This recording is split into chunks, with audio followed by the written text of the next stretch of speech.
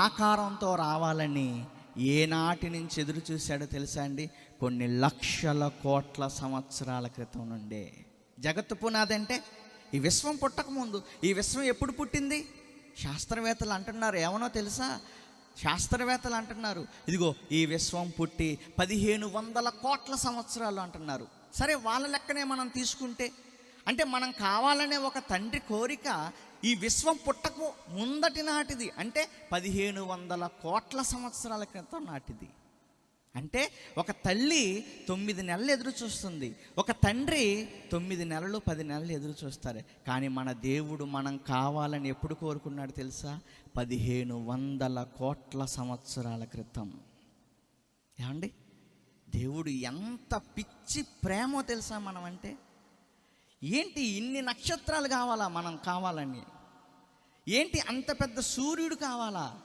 అంత పెద్ద చంద్రుడు కావాలా? ఈ భూమి మీద ఇది లేదు అనటానికి ఇంత విశ్వం చేయాలా దేవుడు అంటే? అవును, నా పిల్లల కోసం నేను ఇవన్నీ చేస్తాను అని దేవుడు చెప్తున్నాడు. ప్రియమైన దేవుని వల్లరా, ఒకసారి మీరు ఆలోచించండి. దేవుడిది ఇంత ప్రేమ అంటే, అవును దేవుడిది అంత ప్రేమ. ఏమండి, ఈ విషయాలు మనం ఆలోచిస్తే అంతటితో ఆగిపోయారు అనుకుంటున్నారా?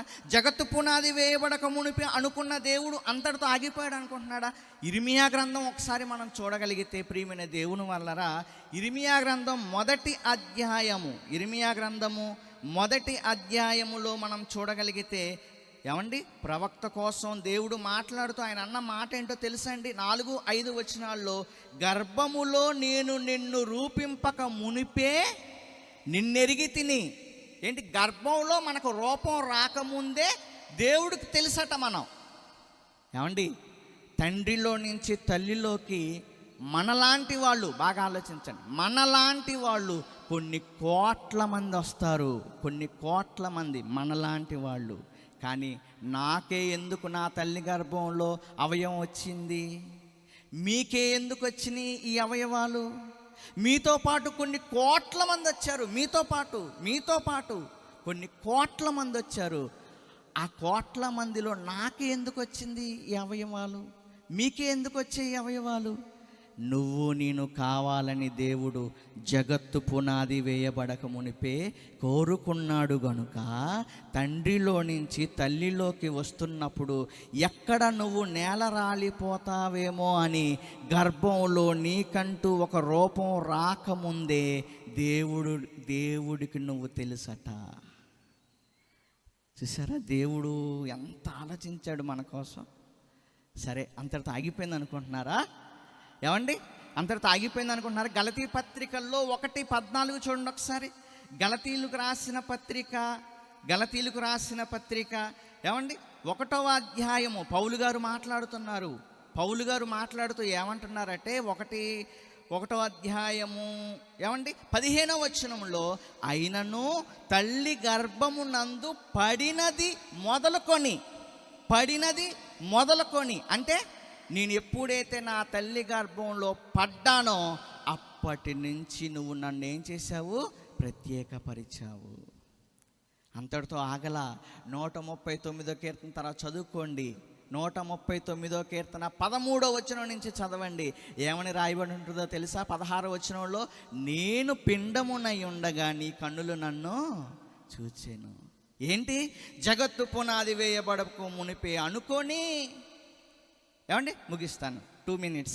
జగత్తు పునాది వేయబడక మునిపే అనుకొని, మనం కావాలనగానే ఇంత పెద్ద విశ్వాన్ని ఆయన చేతి పనులతో ఇంత పెద్ద విశ్వాన్ని చేసి, మనం కావాలని ఏమండి మన తండ్రుల గర్భాల గుండా మనం దాటిపోతూ ఉంటే మనల్ని కాపాడుకుంటూ, మన తండ్రిలో నుంచి మన తల్లిలోకి వస్తున్నప్పుడు మనమే కావాలని, మనకు రూపం రావాలని ఏమండి మనల్ని ప్రత్యేకపరిచి, మళ్ళీ తల్లి గర్భంలో ఏ అవయవమైనా ఎక్కడైనా లోపం వస్తుందేమోనని మీరు 139:16 చదివితే అక్కడ ఒక మాట రాయబడి ఉంటుంది. ఏమన్నా తెలుసా?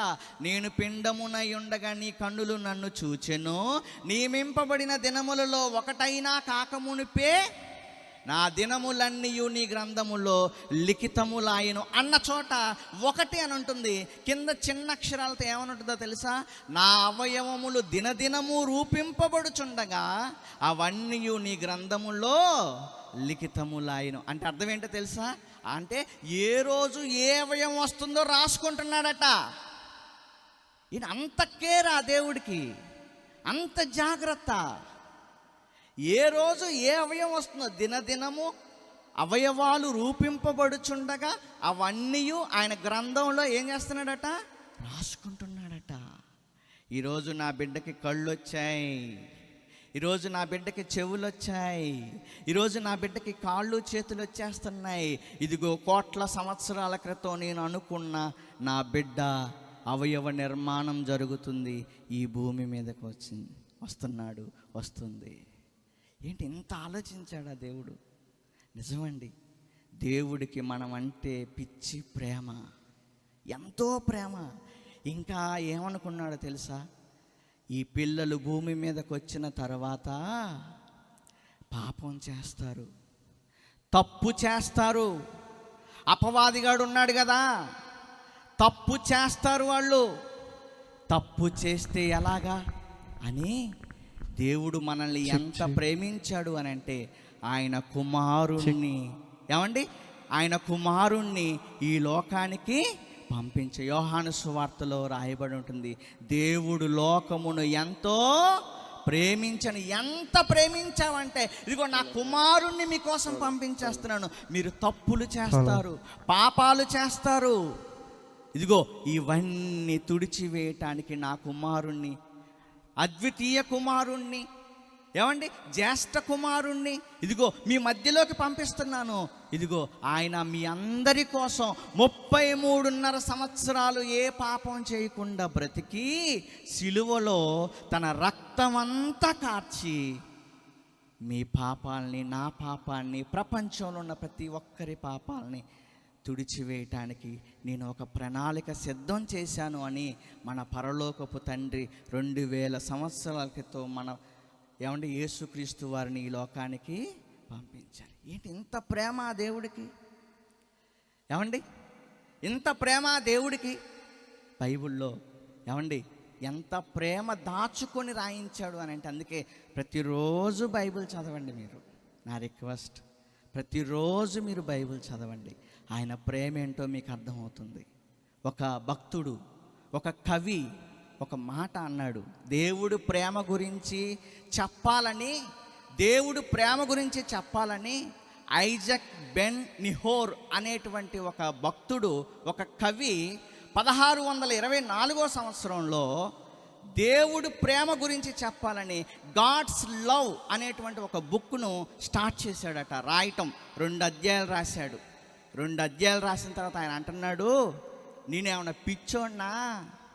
ఆ దేవుడు ప్రేమ గురించి ఎన్ని పుస్తకాలు రాస్తే సరిపోతుంది అని అనుకొని చివరికి 9 లైన్లతో ఒక పాట రాసి ముగించాడు. ఏమన్నా తెలుసా?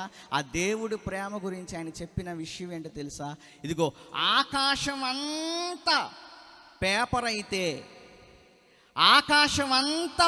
అయితే భూమి మీద ఉన్న చెట్లకు ఉన్నటువంటి కొమ్మలన్నీ ప్రతి ఒక్క పెన్నైతే, సముద్రంలో ఉన్న నీరంతా సిరా అయితే, భూమి మీద పుట్టుకొస్తున్న ప్రతి మనిషి కూడా కవైతే, రాస్తూనే ఉంటే కొన్ని రోజులకి మనిషి అంతరించిపోతాడు, కొన్ని రోజులకి సముద్రంలో నీరైపోయిద్ది, చెట్లన్నీ అంతరించిపోతాయి.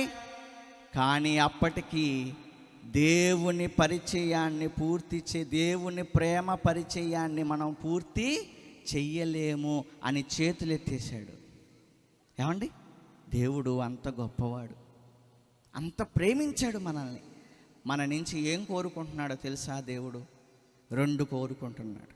1, మనం మారాలి. 2, మారిన మనం ఆయన సువార్తను ప్రకటించాలి. జగత్తు పునాది వేయబడక మునిపే కోరుకున్న దేవుడు మన నుంచి కోరుకుంటున్నది అదేనండి. 1, మనం మారాలి. 2, మారిన మనం ఆయన సువార్తను చేయాలి. ఈ రాత్రి మీకు ఈ మాటలు అర్థమైతే, దేవుడి ప్రేమ అర్థమైతే, ప్రియమైన దేవుని వల్లరా దేవుణ్ణి నమ్మండి, ఆ దేవుని గురించి చెప్పండి. నాకు ఈ అవకాశం ఇచ్చినందుకు పెద్దలకి అందరికీ హృదయపూర్వకంగా వందనాలు తెలియజేస్తూ ఒక చిన్న ప్రార్థన చేస్తాను. కళ్ళు మూసుకోండి.